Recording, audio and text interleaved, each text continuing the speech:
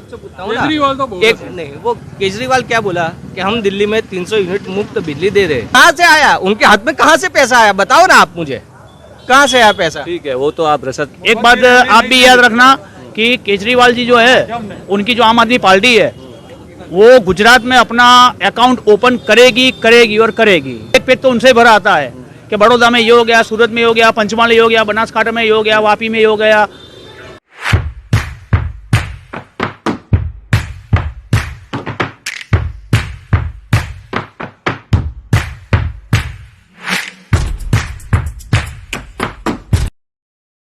लगता है इस बार गुजरात का जो माहौल है वो चुनाव को लेकर क्या है? Only BJP. बीजेपी को लेकर लोग सवाल उठा रहे हैं कि यहाँ पर महंगाई का मुद्दा है। केजरीवाल है ना, मैं आपसे पूछता हूँ ना, केजरीवाल तो बोल एक नहीं, वो केजरीवाल क्या बोला कि हम दिल्ली में 300 यूनिट मुफ्त बिजली दे रहे हैं। ठीक है, दिल्ली का टोटल एरिया कितना केम स्क्वायर है आपको पता है? और गुजरात का कितना है पता है आपको? अरविंद केजरीवाल को भी पता नहीं होगा। दिल्ली का केम स्क्वायर है टोटल जो है वो 1400 केम स्क्वायर है, और गुजरात का है 1,40,000। चाहे तो आप गूगल चेक कर लीजिए। कैसे देगा पहले ये मुझे बताइए, ठीक है? कैसे देगा उसका कैलकुलेशन तो करके देखिए। उसका एक भाषण आया था पंजाब में, टीवी डिबेट में केजरीवाल ने बोला था कि हमने भ्रष्टाचार खत्म कर दिया, कि समझ लो कि पहले एज फॉर एग्जाम्पल के 1000 करोड़ रुपए ये हमारी इनकम है, उसमें से 500 करोड़ का भ्रष्टाचार हमने खत्म कर दिया, तो मेरे 500 करोड़ यहाँ से आ गए। या अरे भैया आपके हाथ में कहाँ से आए? भ्रष्टाचार खत्म किया तो पैसा जनता के पास ही रहा, आपके पास कहाँ से आया पैसा? तो कैसे दोगे? बेवकूफ बना रहा है केजरीवाल। वो बोल रहे हैं कि एक टैक्स का पैसा है वो फिर इसमें कन्वर्ट करेंगे। भ्रष्टाचार की बात कर रहा हूँ मैं, टैक्स की तो अभी बात पर ही नहीं आया भैया। मैं भ्रष्टाचार की बात कर रहा हूँ। वो बोले मैं भ्रष्टाचार से पैसा मैं बचा रहा हूँ और मैं दे रहा हूँ। ट्रस्ट में तो कैसे पैसा? कहाँ से आया? उनके हाथ में कहाँ से पैसा आया? बताओ ना आप मुझे, कहाँ से आया पैसा? ठीक है, वो तो आप रसद और बात तो सही बोल रहे हैं, लेकिन आप बताओ ना, आप एज ए मीडिया आप उनसे भी तो सवाल कीजिए, कहाँ गया पैसा? वो बोल रहे कि 1000 करोड़ मैंने बचाया, उसमें से 500 बचाया, लेकिन 500 तो जनता के पास ही है, उनके पास कहाँ आया? कहाँ आया? तो फिर वो बिल्कुल ये बात तो अगर बात करें केजरीवाल की तो अभी पंजाब चुनाव जीत के आए हैं। इसके बाद में यहाँ पर जो है वो कई चुनावी वादे लेकर आए हैं कि बिजली फ्री कर देंगे, वो कर देंगे।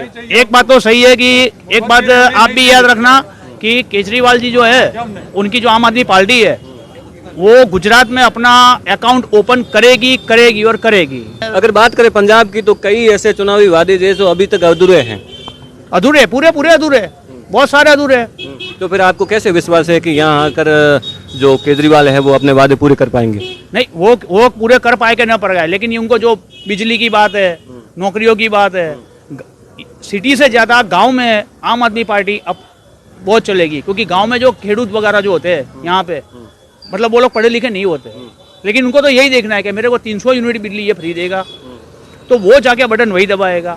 अब आपने जो भी बात कर ले, आखिर में जो भी है वो ईवीएम के हाथ में है। कभी कभी ये भी हो जाता है। अच्छा, ईवीएम अगर बात करें ईवीएम की, चलो आपने घुमा फिरा के ईवीएम पर आए हैं, तो अभी वेस्ट बंगाल का चुनाव हुआ था, ममता बनर्जी जीती है वहाँ पर, और ये पंजाब का भी हुआ है, ठीक है, तो उस पर ईवीएम पर सवाल क्यों नहीं उठे? नहीं, ऐसी बात नहीं है, कभी कभी ऐसा हो जाता है, क्योंकि रात तक सारे पक्ष के लोग, जैसे भी यहाँ चुनाव खत्म हो गया, सेल दे रहा है, ठीक है। जब मनमोहन सिंह की सरकार थी, 69 रुपीज और 75 पैसे में पेट्रोल मिल रहा था, उसने 3 रुपए बढ़ाए थे। गैस सिलेंडर 492 रुपये और 52 पैसे में था, वो उसने 580 किए थे, तो उसकी गवर्नमेंट चली गई थी। आज 100 रुपये पेट्रोल हो जाने आ रहे हैं। क्यों गवर्नमेंट नहीं चलती? क्यों नहीं बोल सकती? अगर रशिया कम दाम में आपको तेल दे रहा है, क्रूड दे रहा है, फिर क्यों बार बार भाजपा की सरकार बनती है? क्योंकि एक डर है ना। किस बात का डर? हमें पड़ोसियों का डर बताया जा रहा है। अगर पड़ोसी तुम्हारा पड़ोसी के डर से हिसाब से चल रहे हैं, वही चीज कांग्रेस के शासन में भी हो सकती थी। नहीं, वहाँ क्या हुआ? देखो, एक बात तो है, कांग्रेस की बात अगर मैं आपको बताऊं तो वो गांधी परिवार है। वो एक ही परिवार ऐसा है, मैं फिलहाल इसे नहीं कह रहा हूँ, लेकिन ये कह रहा हूँ कि वही परिवार जो गोली खा के शासन कर रहा था। महात्मा गांधी गोली खा ली, राजीव गांधी बॉम्ब ब्लास्ट हो गया, इंदिरा गांधी गोली खा ली। अब बताओ, यहाँ पे जितने जो बैठे हैं, किसने गोली खाई? गोली नहीं, वो पुलिस वाले के सेल भी नहीं खाई, लाठी भी नहीं खाई, लेकिन फिर भी इनको ये सोचना चाहिए, अगर राजा बैठा है तो उसको प्रजा का सोचना चाहिए कि नहीं, मेरे को कुछ ना कुछ करना है, मेरे को कुछ भी करके इनको, अगर मेरे को 50 में मिल रहे हैं, इनको 49 में मेरे को देना है। अब बताओ, विजय माल्या, नीरव मोदी, या इतने ज्यादा स्कैंडल करने वाले थे, सारे भी हजारों करोड़ का करके चले गए। यहाँ पे एक इलेक्ट्रिक का बिल नहीं भरो, 1500 रुपए का काटने आ जाते हैं। तो बताओ इसमें बड़े स्कैंडल वाले है कौन? आम आदमी जो यहाँ पे। नहीं, अगर विजय माल्या की बात करें या दूसरे जो नीरव मोदी की बात करें तो वो लॉन कांग्रेस के शासनकाल में उनको हुआ था। हाँ मिला था, लेकिन साथ में कोई ना कोई तो था ना, किसी के सपोर्ट से नहीं होता था।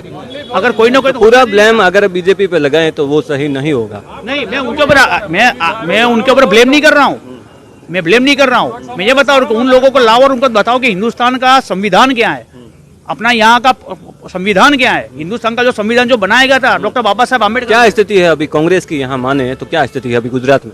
अभी यहाँ पे एक बात तो क्लियर है, मैं ये भी बोल रहा हूँ आपको कि कहीं ना कहीं थोड़ी सीटों के लिए कहीं ना कहीं त्रिशंकु विधानसभा यहाँ किसी को एक पक्ष को तो इन्वॉल्व होना ही पड़ेगा, क्योंकि हर जगह पे टिकट का, मैंडेट का, वहाँ पे जो खड़ा हुआ है बंदा, उसके लिए कुछ ना कुछ तो इधर उधर हो ही रहा है। रोज इश्तिहार में आता है, क्योंकि एक पेज तो उनसे भरा आता है कि बड़ौदा में ये हो गया, सूरत में ये हो गया, पंचमहाल ये हो गया, बनासकांठा में ये हो गया, वापी में ये हो गया,